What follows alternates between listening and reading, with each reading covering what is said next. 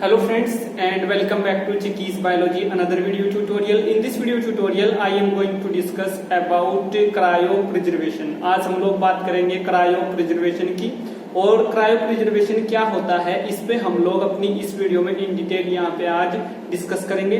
तो फ्रेंड्स अगर आप लोगों को क्रायोप्रिजर्वेशन को अच्छे से अंडरस्टैंड करना है तो आप लोग इस वीडियो में मेरे साथ में स्टार्टिंग से लेके एंड तक बने रहें। तो फ्रेंड्स क्रायोप्रिजर्वेशन होता क्या है? क्रायो का जो मीनिंग होता है वो होता है कोल्ड यानी लो टेम्परेचर।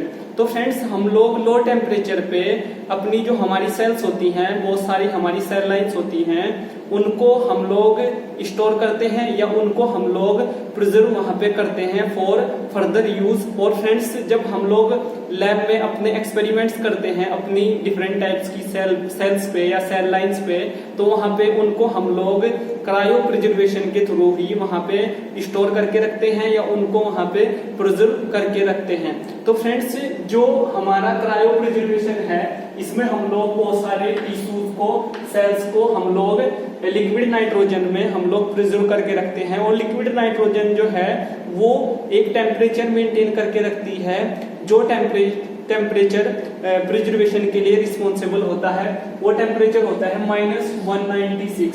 इसी टेम्परेचर पे हम लोग अपनी सेल्स को या अपने टिश्यूज को, जिनको हम लोग लैब में जिन पे हम लोग फर्दर अपने एक्सपेरिमेंट्स करते हैं, उनको वहां पे हम लोग प्रिजर्व करके रखते हैं, उनको हम लोग स्टोर करके रखते हैं। और यहाँ पे हम लोग यूज करते हैं लिक्विड नाइट्रोजन गैस जो वहां पे मेंटेन करती है -196 टेम्परेचर। और फ्रेंड्स ये वो टेम्परेचर होता है जिस टेम्परेचर पे किसी भी सेल की जो मेटाबॉलिक एक्टिविटीज होती हैं, जो मेटाबॉलिक पाथवेज होते हैं, वो सब के सब वहां पे स्टॉप हो जाते हैं। और ये सभी के सभी जो मेटाबॉलिक पाथवेज हैं क्यों वहां पे स्टॉप हो जाते हैं इस टेम्परेचर पे, इस पे भी हम लोग यहाँ पे डिस्कस करेंगे फ्रेंड्स। इसलिए इस टेम्परेचर पे ये सभी के सभी मेटाबॉलिक पाथवेज स्टॉप हो जाते हैं क्योंकि मेटाबॉलिक जो पाथवेज होते हैं लाइक जैसे glycolysis, Krebs cycle, electron transport system या इलेक्ट्रॉन ट्रांसपोर्ट चेन, इनमें बहुत सारे हमारे एंजाइम्स इन्वॉल्व होते हैं। तो ये जो एंजाइम्स होते हैं ये जो वर्क करते हैं, जो अपने सबस्ट्रेट को प्रोडक्ट में चेंज करते हैं, ये एक ऑप्टिमम टेम्परेचर पे ही वहां पे सबस्ट्रेट को प्रोडक्ट में कन्वर्ट करते हैं। बट जो -196 है टेम्परेचर, ये एक ऐसा टेम्परेचर है जिसपे हर एक एंजाइम की जो एक्टिविटी है या जो कैटालिटिक एक्टिविटी है अपने सबस्ट्रेट को प्रोडक्ट में चेंज करने की, वो वहां पे ब्लॉक हो जाती है। तो इसीलिए जो सेल्स होती हैं उनमें सभी के सभी जो मेटाबॉलिक पाथवेज होते हैं वो इस टेम्परेचर पे वहां पे ब्लॉक हो जाते हैं या स्टॉप हो जाते हैं और सेल्स में किसी भी तरह की कोई एक्टिविटी वहां पे नहीं होती, किसी भी तरह की कोई ग्रोथ वहां पे नहीं होती। और फ्रेंड्स हम लोग लैब्स में डिफरेंट टाइप्स की सेल लाइन्स को हम लोग यूज करते हैं लाइक जैसे कि जरकट, THP, इस टाइप की सेल लाइन्स को हम लोग यूज करते हैं। और इन्हीं सभी सेल लाइन्स के स्टॉक बना के हम लोग उसको लिक्विड नाइट्रोजन में वहां पे स्टोर करते हैं, उसको वहां पे प्रिजर्व करते हैं। और स्टॉक हम लोग इसलिए बनाते हैं जिससे कि हम लोग फर्दर उसको दोबारा से वहां पे रिवाइव कर सके और दोबारा उस पर अपना कोई भी एक्सपेरिमेंट हम लोग वहां पे कर सके। तो ये एक ओवरव्यू है और आप लोगों ने अच्छे से यहाँ पे अंडरस्टैंड कर लिया होगा। तो friends all metabolic activity and growth process stop, ये मैंने आप लोगों के साथ में इन डिटेल यहाँ पे डिस्कस किया। नेक्स्ट पॉइंट पे चलते हैं। नेक्स्ट पॉइंट है एम्ब्रियोज, ओसाइट्स और स्पर्मेटोजोआ और ओवरियन टिश्यू, ये सभी हम लोग क्रायोप्रिजर्वेशन के थ्रू प्रिजर्व कर सकते हैं, जो मैंने आप लोगों के साथ में भी डिस्कस किया। नेक्स्ट चलते हैं। हम लोग बहुत सारे क्रायो प्रोटेक्टेंट यूज करते हैं जब हम लोग क्रायोप्रिजर्वेशन में अपनी सेल्स को या अपनी टिश्यूज को हम लोग वहां पे फर्दर प्रिजर्व करते हैं। और ये क्रायो प्रोटेक्टेंट क्यों हम लोग यूज करते हैं, इनका क्या रोल होता है क्रायोप्रिजर्वेशन में, ये भी डिस्कस करूंगा। ये फ्रेंड्स क्या होते हैं, जो क्रायो प्रोटेक्टेंट होते हैं ये एक तरह के हमारे केमिकल्स ही होते हैं, ठीक है, जिनको हम लोग क्रायोप्रिजर्वेशन प्रोसेस में यूज करते हैं। तो इनका क्या रोल है, ये क्या करते हैं, प्रोटेक्ट फ्रॉम फ्रीजिंग इंजरी। ये क्या करते हैं, जो सेल्स हैं, जो टिश्यूज हैं, उनमें कोई डैमेज ना हो जाए प्रिजर्वेशन के थ्रू या प्रिजर्वेशन के दौरान, तो ये उनको क्या करते हैं, डैमेजेस से बचाते हैं, फ्रीजिंग इंजरी से सेल्स को बचाते हैं या टिश्यूज को बचाते हैं, ये क्रायो प्रोटेक्टेंट्स। तो इसलिए हम लोग इनको वहां पे फर्दर यूज करते हैं। और फ्रेंड्स जो जब हम लोग कोल्ड में उनको स्टोर करते हैं, वहां पे लो टेम्परेचर में स्टोर करते हैं अपनी टिश्यूज को, अपनी सेल्स को, तो वहां पे कोई किसी भी टाइप की मैकेनिकल स्ट्रेस वहां पे कोल्ड की वजह से ना उन पे आ जाए, सेल्स पे या टिश्यूज पे।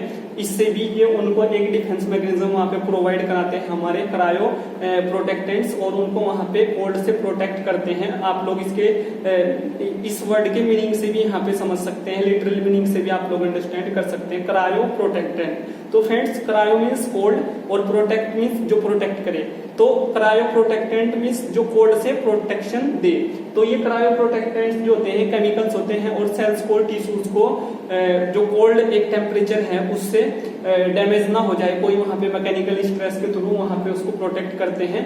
और फ्रीजिंग जो इंजरी होती है, फ्रीजिंग मीन्स लो टेम्परेचर पे जब हम लोग वहां पे फ्रीज करते हैं उनको, वहां पे कोई इंजरी ना हो जाए, इससे ये वहां पे उनको बचाते हैं, सेल्स को और टिश्यूज को। नेक्स्ट पॉइंट पे चलते हैं, इनकी क्वालिटी क्या होती है, जो क्रायो प्रोटेक्टेंट्स होते हैं इनकी क्वालिटी क्या होती है। इनकी क्वालिटी ये होती है कि ये इजिली परमेटिंग मेम्ब्रेन ऑफ सेल्स, ये जो सेल्स की मेम्ब्रेन्स होती हैं उनको इजिली वहां पे पेनिट्रेट कर लेते हैं, या उनको वहां पे परमेटिंग वहां पे उसमें अंदर वहां पे चले जाते हैं, पेनिट्रेट कर देते हैं। तो ये इनकी क्वालिटी वहां पे होती है। जो सेल मेम्ब्रेन्स होती हैं उनमें इजिली वहां पे ट्रांसफर हो जाते हैं, ट्रांसपोर्ट हो जाते हैं। नेक्स्ट बात करते हैं, ये नॉन टॉक्सिक होते हैं, ठीक है, इन नेचर ये नॉन टॉक्सिक होते हैं, किसी भी टिश्यू पे, किसी भी सेल पे इनका कोई टॉक्सिक इफेक्ट नहीं होता, इनका कोई बैड इफेक्ट नहीं होता। तो ये भी आपने यहाँ पे अच्छे से अंडरस्टैंड कर लिया होगा।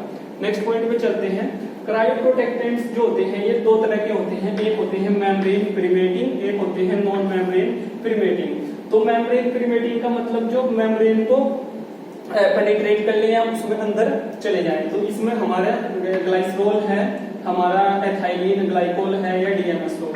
जनरली हम लोग डीएमएसओ लैब्स में यूज करते हैं, या जो हमारी लेबोरेटरीज होती हैं उनमें हम लोग यूज करते हैं DMSO as a cryoprotectant, ठीक है। और नेक्स्ट हमारा नॉन मेम्ब्रेन परमेटिंग होता है, हमारा जो वो होता है हमारा शुगर्स होते हैं, और हमारा पॉलीएथाइलिन ग्लाइकोल होता है। तो ये हमारे नॉन मेम्ब्रेन परमेटिंग प्रोटेक्टेंट्स होते हैं, ठीक है। अब फ्रेंड्स बेनिफिट्स की बात कर लेते हैं, बेनिफिट्स क्या है क्रायो प्रिजर्वेशन प्रोसेस के। तो बेनिफिट क्या है कि फर्स्ट बेनिफिट ये है फर्टिलिटी प्रिजर्वेशन, फर्स्ट बेनिफिट है। नेक्स्ट जो बेनिफिट है वो है larger range of stock available, हम लोगों के पास में लार्जर स्टॉक अवेलेबल रहता है। अगर हम क्रायो प्रिजर्वेशन प्रोसेस के थ्रू हम लोग लार्ज स्टॉक को मेंटेन कर सकते हैं, सेल्स के लार्ज स्टॉक को हम लोग स्टॉक बना के लिक्विड नाइट्रोजन का जो हमारा चैम्बर होता है उसमें हम लोग स्टोर करते हैं। तो ये एक इसका यहाँ पे क्रायो प्रिजर्वेशन का एक बहुत ही बड़ा आप लोग इसको एक बेनिफिट मान सकते हैं। नेक्स्ट है conserve germ plasm of endangered species, जो हमारी इंडेंजर्ड स्पीसीज होती हैं उनको हम लोग यहाँ पे स्टोर कर सकते हैं या प्रिजर्व कर सकते हैं, और इससे हम लोग इन इंडेंजर्ड स्पीसीज को बचा सकते हैं कि वो वहाँ पे खत्म ना हो जाए, वो वहाँ पे एंड ना हो जाए इवोल्यूशन के थ्रू या अदर किसी भी इन्वायरमेंटल फैक्टर के थ्रू। तो फ्रेंड्स ये इसका एक और बहुत बड़ा यहाँ पे बेनिफिट है। और जो क्रायो प्रिजर्वेशन होता है इसको हम लोग क्रायोवेल्स में करते हैं, और क्रायोवेल्स जो हमारी होती हैं वो हमारी इस टाइप की दिखाई देती है, क्रायोवेल है। और इस क्रायोवेल में हम लोग अपना जो हमारा क्रायो प्रोटेक्टेंट है उसको हम लोग डालते हैं, और जिस भी टिश्यू को या जिस भी सेल को हम लोग फर्दर यहाँ पे हम लोगों को उसका हम लोगों को प्रिजर्व करना होता है, प्रिजर्वेशन करना होता है, उसको हम लोग इसमें डालते हैं। उसके बाद हम लोग अपने चैम्बर में इसको ले जाके वहां पे स्टोर कर देते हैं, और फिर यही हमारा एक प्रिजर्वेशन का वहां पे प्रोसेस कंप्लीट हो जाता है। So thank you friends, thank you for watching. इस वीडियो से रिलेटेड अगर आप लोगों का कोई क्वेश्चन है, कोई क्वेरी है, आप लोगों के मन में कोई डाउट है, तो आप लोग उसको वीडियो के नीचे कमेंट बॉक्स में टाइप कर सकते हैं, या आप लोग मेरे साथ में जुड़ सकते हैं चिकीज बायोलॉजी के फेसबुक पेज के साथ, चिकीज बायोलॉजी के इंस्टाग्राम अकाउंट के साथ, जिसकी लिंक मैं हमेशा ही आप लोगों को अपनी सभी वीडियोस के डिस्क्रिप्शन बॉक्स में अवेलेबल करा देता हूँ। और अगर अभी तक आप लोगों ने चैनल को सब्सक्राइब नहीं किया है तो आप लोग चैनल को सब्सक्राइब जरूर कर लें। और इस टॉपिक से रिलेटेड बहुत सारे क्वेश्चंस जो हैं हमारे बहुत सारे कॉम्पिटिटिव एंट्रेंस एग्जाम्स में आते हैं, लाइक जैसे कि CSI या NET life sciences exam, DBT JRF exam, GATE biotechnology exam, GATE life sciences exam, IIT biotechnology exam, DBT JRF, इस तरह के एग्जाम्स में आते रहते हैं। तो आप लोग इस टॉपिक को अच्छे से यहाँ पे अंडरस्टैंड करें और मेरे साथ में ऐसे ही चिकीज बायोलॉजी चैनल पे बने रहें, जुड़े रहें। So thank you friends, thank you for watching.